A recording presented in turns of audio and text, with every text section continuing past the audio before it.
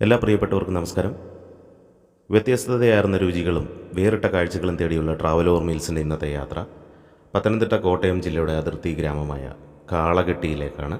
അതായത് പത്തനംതിട്ട ശബരിമല കാനന പാതയിൽ ഉള്ള കാളകെട്ടിയിലേക്കാണ്. അപ്പം നമുക്ക് ഇന്നത്തെ യാത്ര ആരംഭിക്കാം.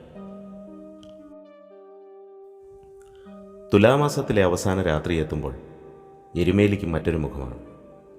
വൃശ്ചിക പുലരിയിലേക്ക് ശബരിമല ഉണരുന്നതിന് മുൻപേ എരുമേലി ഉണരും. പേട്ടതുള്ളലിലേക്ക് മഹിഷി നിഗ്രഹ സ്മരണയിലാണ് അയ്യപ്പന്മാർ പേട്ടതുള്ളൽ. കൊച്ചമ്പലത്തിൽ ആരംഭിച്ച് വാവരുസ്വാമിയെ വണങ്ങി വലിയമ്പലത്തിൽ അവസാനിക്കുന്ന പേട്ടതുള്ളൽ. കന്നി അയ്യപ്പന്മാർ എരുമേലിയിൽ പേട്ടതുള്ളിയാണ് സന്നിധാനത്തേക്ക് പോകുന്നത്.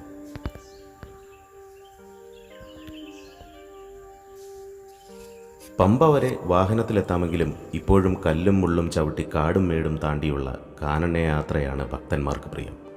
അതുപോലെ തന്നെ കലിയുഗവരതനായ ശ്രീ അയ്യപ്പസ്വാമിക്കും പ്രിയം തൻ്റെ കാനന യാത്രയിൽ തന്നെ. എരുമേലിയിൽ നിന്നും അയ്യപ്പന്മാരുടെ പിന്നീടുള്ള യാത്ര കാൽനടയായി കാട്ടിലൂടെയാണ്. കല്ലും മുള്ളും കയറ്റവും ഇറക്കവും വന്യമൃഗങ്ങളും നിറഞ്ഞ കാനന വഴിയിലൂടെ ഉള്ള യാത്ര മനസ്സും ശരീരവും ശുദ്ധമാക്കുന്ന പ്രക്രിയ കൂടിയാണ്. ഒപ്പം പ്രകൃതി അറിഞ്ഞും അനുഭവിച്ചുമുള്ള യാത്ര. ഇരുമ്പൂന്നിക്കര, കോയിക്കക്കാവ്, കോയിക്കമൊഴി ഇത്രയും കഴിഞ്ഞു കഴിഞ്ഞാൽ പിന്നീട് എത്തിച്ചേരുന്ന പ്രധാനപ്പെട്ട സ്ഥലമാണ് കാളകെട്ടി. ഇവിടെ മഹാദേവ ക്ഷേത്രവും കാളയെക്കെട്ടി എന്ന് വിശ്വസിക്കപ്പെടുന്ന ആഞ്ഞിലിയുമുണ്ട്. അതിനുശേഷം ഇപ്പോൾ നമ്മൾ കാഴ്ചകളിൽ കാണുന്ന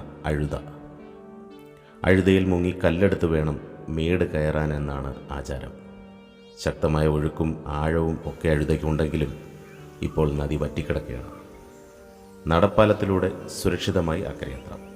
അവിടെ വിശ്രമിച്ച് വിരിവെച്ച് അവിടെ കൊടുത്തിരിക്കുന്ന ഈ വാചകങ്ങൾ നിങ്ങൾ വായിച്ചു നോക്കണം. ഇതൊക്കെ അനുസരിച്ച് അവിടെ നിന്ന് നമുക്ക് മുമ്പോട്ട് യാത്ര ചെയ്ത് അഴുതമേട്, കല്ലിടാങ്കുന്ന്, ഇഞ്ചപ്പാറ, മുക്കുഴി, പുതുശ്ശേരി, കരിയിലാംതോട്, കരിമല കയറ്റം എന്ന് പറയുന്ന കരിമല, പിന്നീട് കരിമല ഇറക്കം എന്ന് പറയുന്ന കരിമലയുടെ ഇറക്കഭാഗം, വലിയാനവട്ടം, ചെറിയാനവട്ടം കഴിഞ്ഞ് അങ്ങനെ പമ്പയിലെത്തിച്ചേരും. അപ്പം ഞാനിത് ഒന്ന് പറഞ്ഞു എന്നേ ഉള്ളൂ. ഇപ്പോൾ നമ്മൾ മുൻപോട്ട് ചെല്ലുന്നത് കാളകെട്ടി അമ്പലത്തിൻ്റെ ഭാഗത്തേക്കാണ്. കാളകെട്ടിയിലെ ഐതിഹ്യവും അതിൻ്റെ കാഴ്ചകളിലുമാണ് തുടർന്നുള്ള മുൻപോട്ടുള്ള ഭാഗങ്ങളിൽ. അപ്പം നമ്മൾ സന്ധ്യാസമയത്താണ് ഏകദേശം അവിടെ എത്തിച്ചേർന്നിരിക്കുന്നത്. അതുകൊണ്ട് തന്നെ ഇവിടുത്തെ നിശബ്ദതയും, ഇപ്പോൾ ഇവിടെ ആരവങ്ങളില്ല, ആളനക്കമില്ല. കോവിഡ് എന്ന മഹാമാരിക്ക് മുൻപിൽ ഈ പ്രദേശങ്ങളെല്ലാം പകച്ചു നിൽക്കുന്ന ഒരു കാഴ്ചയാണ്. ഇപ്പോൾ നമ്മൾ എത്തിച്ചേരുമ്പോൾ നമ്മൾ മാത്രമേ ഉള്ളൂ. ഇവിടെ ദേവസ്വത്തിൻ്റെ ഒരു കാവൽക്കാരനും ഞങ്ങൾ രണ്ടുപേരും മാത്രമാണ് ഇവിടെ എത്തിച്ചേർന്നിരിക്കുന്നത്. അതുകൊണ്ട് തന്നെ അല്പം ഭയമുണ്ട്. കൊടും നിശബ്ദതയാണ്, അതായത് ഭീതിപ്പെടുത്തുന്ന ഒരു നിശബ്ദതയാണ് ഈ സ്ഥലത്ത് ഇപ്പോൾ അനുഭവപ്പെടുന്നത്. ഇതിന് മുൻപിവിടെ വന്നപ്പോഴൊക്കെ ശരണം വിളികളാൽ മുഖരിതമായിരുന്ന അന്തരീക്ഷം. അപ്പോൾ ഈ സ്ഥലത്തിന് ഈ പേര് വന്നതിന് പിന്നിൽ ഒരു കഥയുണ്ട്. പണ്ട് അയ്യപ്പൻ മഹിഷി നിഗ്രഹത്തിനായി പുറപ്പെട്ട സമയത്ത് അദ്ദേഹത്തെ അനുഗ്രഹിക്കുന്നതിനും മഹിഷി നിഗ്രഹത്തിന് സാക്ഷ്യം വഹിക്കുന്നതിനുമായി ഇവിടെ എത്തിച്ചേർന്ന ശ്രീ പരമേശ്വരൻ തൻ്റെ വാഹനമായ കാളയെ ഇവിടെ ഒരു ആഞ്ഞിലി മരത്തിൽ ബന്ധിച്ചതായി വിശ്വസിക്കപ്പെടുന്നു. അങ്ങനെ കാളയെ കെട്ടിയ സ്ഥലമായതിനാൽ ഇവിടം പിൽക്കാലത്ത് കാളകെട്ടി എന്ന പേരിൽ അറിയപ്പെട്ടു തുടങ്ങി.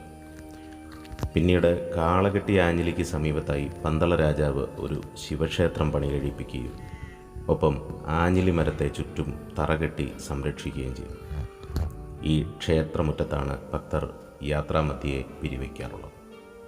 ഇപ്പോൾ നമ്മൾ ചിത്രത്തിൽ കാണുന്നത് തലപ്പാറ കോട്ട, അതിൻ്റെ പ്രതിഷ്ഠയുമാണ്.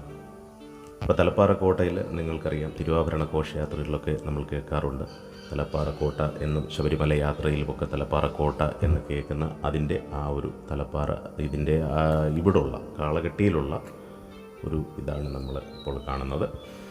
അപ്പോൾ ഇവിടെ സപ്തകർമ്മങ്ങൾ എന്ന് പറഞ്ഞ് നമ്മൾ ചെയ്യേണ്ട കാര്യങ്ങൾ, നമ്മൾ പമ്പ യാത്രയിൽ ശബരിമലയിലേക്കുള്ള യാത്രയിൽ ചെയ്യേണ്ട കാര്യങ്ങൾ വളരെ വിശദമായിട്ട് ഇവിടെ പറഞ്ഞിട്ടുണ്ട്. പൂങ്കാവനത്തിൽ പ്ലാസ്റ്റിക് നിക്ഷേപിക്കരുത്, അങ്ങനെയൊക്കെ ഉള്ളതും കോട്ടവാതിക്കലിന് മുമ്പിൽ നമ്മൾ വാഹനം പാർക്ക് ചെയ്യരുത് എന്നുള്ളത്.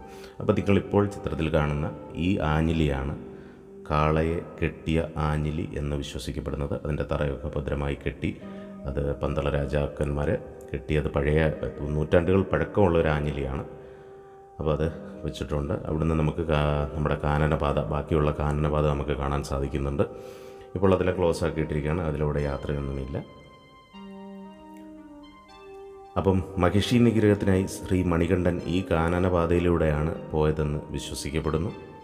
എരുമേലിയിൽ നിന്ന് ഏകദേശം 51 കിലോമീറ്ററോളം ദൂരെ കൊടുംകാട്ടിലൂടെ സഞ്ചരിച്ചാണ് അയ്യപ്പ ഭക്തർ പമ്പയിൽ എത്തിച്ചേരുന്നത്.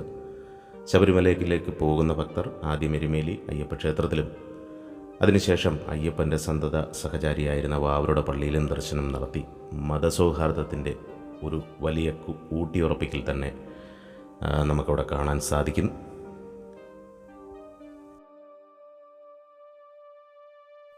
അപ്പോൾ ഇപ്പോൾ ക്ഷേത്രമൊക്കെ അടച്ചിട്ടിരിക്കുകയാണ്. അതുപോലെ എനിക്ക് ക്ഷേത്രത്തിനുള്ളിലേക്ക് പ്രവേശിക്കാനുള്ള റെസ്ട്രിക്ഷൻസൊക്കെ ഉണ്ട്. അതുകൊണ്ട് നമ്മൾ പുറത്തു നിന്നുള്ള വിഷ്വൽസ് മാത്രമേ എടുത്തിട്ടുള്ളൂ, ഉള്ളിലേക്ക് പ്രവേശിച്ചിട്ടില്ല. നമ്മൾക്ക് ആഞ്ഞിലിത്തറ ഇപ്പോൾ നിങ്ങൾ കണ്ടു കഴിഞ്ഞു. ഇത് ക്ഷേത്രത്തിലേക്കുള്ള സ്റ്റെപ്പാണ്. ഇത് കയറി ചെല്ലുമ്പോഴാണ് ശിവപാർവതി പ്രതിഷ്ഠയുള്ള ക്ഷേത്രം. ഇപ്പോൾ ഈ കാണുന്നത് തന്നെയാണ് ആഞ്ഞിലി. അതിൻ്റെ വളരെ അടുത്ത് നിന്നുള്ള വീഡിയോ ആണ് നിങ്ങൾ കാണുന്നത്. ഇതാണ് ഇവിടുത്തെ പ്രത്യേകത. അതുപോലെ മറ്റൊരു പ്രത്യേകത ഇവിടെ ഉണ്ട്.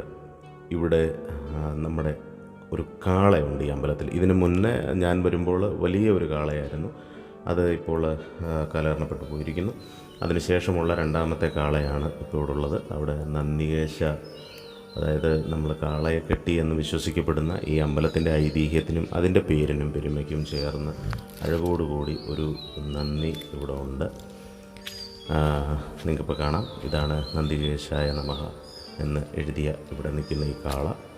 അപ്പം ഇതിന് മുൻപുണ്ടായിരുന്ന, ഞാൻ പറഞ്ഞിരുന്നല്ലോ, വളരെ വലിയൊരു കാളയായിരുന്നു. അതിൻ്റെ പിന്നിലുണ്ടായിരുന്ന ഐതിഹ്യവും അങ്ങനെയാണ്. പിന്നീട് ആ കാള ഇല്ലാതായിപ്പോയി.